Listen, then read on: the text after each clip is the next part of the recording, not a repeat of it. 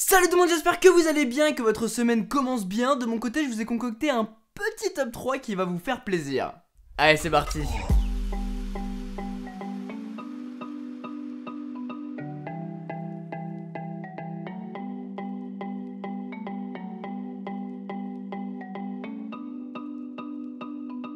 On parle souvent sur la chaîne de produits haut de gamme, tout simplement parce que j'ai la chance de pouvoir les tester et de vous faire rêver en vous les présentant. Aujourd'hui c'est différent parce que je vous ai sélectionné 3 produits qui coûtent moins de 300 €. Et on va commencer par un smartphone, le Huawei P Smart. On est là sur un smartphone entrée de gamme qui coûte environ 250 €. Et la première chose qui m'a frappé avec ce smartphone, c'est son écran. Il a un super écran 18/9 IPS LCD qui pour sa gamme de prix n'est vraiment pas commun.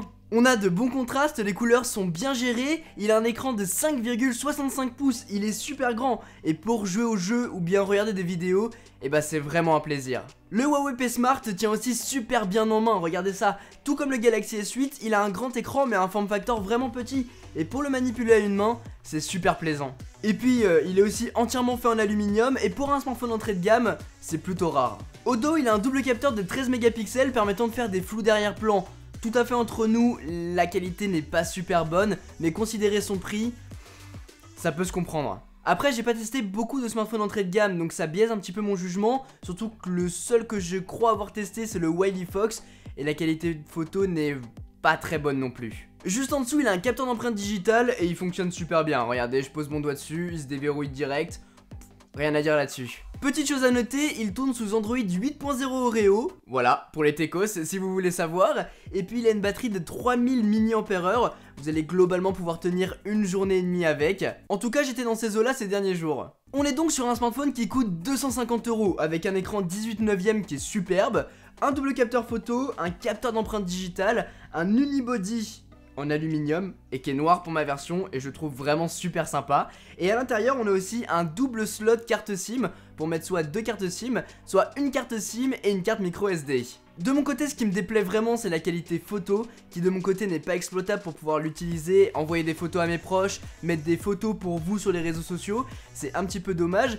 Et le système d'exploitation aussi. La surcouche est beaucoup trop chargée et vous avez vu que moi j'ai directement mis un launcher qui est Nova Launcher pour le mien pour mettre une surcouche Google. Et l'hiver avec, vous avez aussi des tonnes et des tonnes d'applications installées. Et ça c'est vraiment dommage, il faut arrêter de faire ça. En soi, c'est un bon smartphone et qui est très complet pour son prix. Si vous voulez vous le procurer, je vous mettrai tous les liens dont vous aurez besoin dans la description. Et vous pouvez quand même tenter de le remporter parce que j'organise un concours sur Twitter, RT plus follow, vous connaissez les conditions maintenant. Je vous mettrai aussi toutes les modalités de participation en description. Accompagné de ce Huawei P Smart, j'utilise aussi la Fitbit Ionic que je vous ai fait remporter pendant mon calendrier de l'Avent high-tech en décembre. Et elle est vraiment très sympa. Alors, il faut pas la voir comme une montre connectée classique, comme l'Apple Watch ou la Gear de Samsung. C'est vraiment une montre dédiée au sport. Vous prenez un bracelet connecté et vous l'agrandissez pour avoir une interface, et c'est exactement ça. Elle sera donc parfaite pour vous si vous êtes un addict du sport et que vous voulez suivre vos activités sur votre poignet. Vous avez dessus le récap de votre journée juste ici, à l'intérieur on a aussi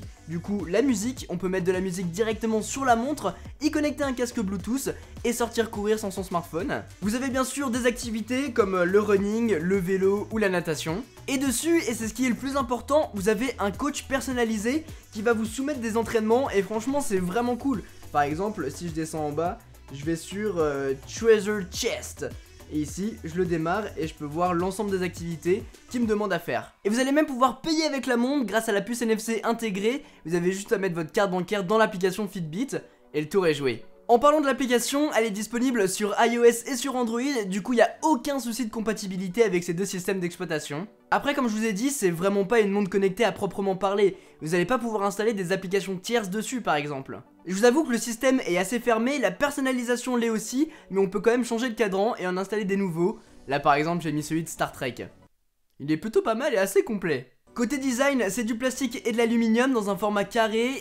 J'avoue c'est pas le plus sexy, mais si c'est juste pour faire du sport ça va. Et les bracelets sont aussi interchangeables, donc vous allez pouvoir en acheter sur Amazon ou sur le site officiel de Fitbit.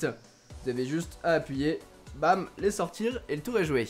Pareil, si elle vous intéresse, le lien est dans la description. Finalement, voici le AR5BT d'Audio-Technica. Et il est trop beau. On est là sur un casque audio fait entièrement d'aluminium, il est petit, il est léger et c'est vraiment top. Il est super agréable à porter, par contre les coussinets font un petit peu cheap au toucher, mais une fois sur les oreilles, bien écoutez, il se pose vachement bien et ça entoure bien les oreilles. Après je vous avoue que c'est pas fait pour des longues sessions. Par exemple si vous partez en voyage, c'est pas trop le casque à prendre. Si vous faites du métro, bureau, si vous marchez dans la rue avec, là par contre ça sera cool. Sachant qu'il n'a pas de réduction de bruit active, il en a une passive, mais ça fonctionne plutôt pas mal. Il a aussi une autonomie de folie, elle est annoncée d'environ 30 heures et c'est simple, je crois l'avoir depuis décembre et je l'ai rechargé 2 fois. C'est un truc de ouf. Et puis de toute façon, si jamais vous n'avez plus de batterie, vous allez quand même pouvoir brancher un câble jack fourni dans le packaging. Comme ça vous allez pouvoir écouter votre musique. Dessus on va retrouver d'un côté la touche on-off pour allumer et éteindre le casque et le bouton d'appairage. On a le port USB qui est juste ici, le port micro USB, le port jack juste là, et les touches pour augmenter, diminuer le volume, passer à la musique suivante ou précédente, ou bien utiliser le kit main libre. Et dessus le micro, parce qu'il y a un micro intégré, il est pas foufou je vous avoue. Et puis autre petit défaut du casque, lorsqu'on le met autour du cou, et bah on peut pas incliner les oreillettes comme on peut le faire sur d'autres casques, par exemple celui-ci. Et bah je le mets comme ça et c'est beaucoup plus facile à porter.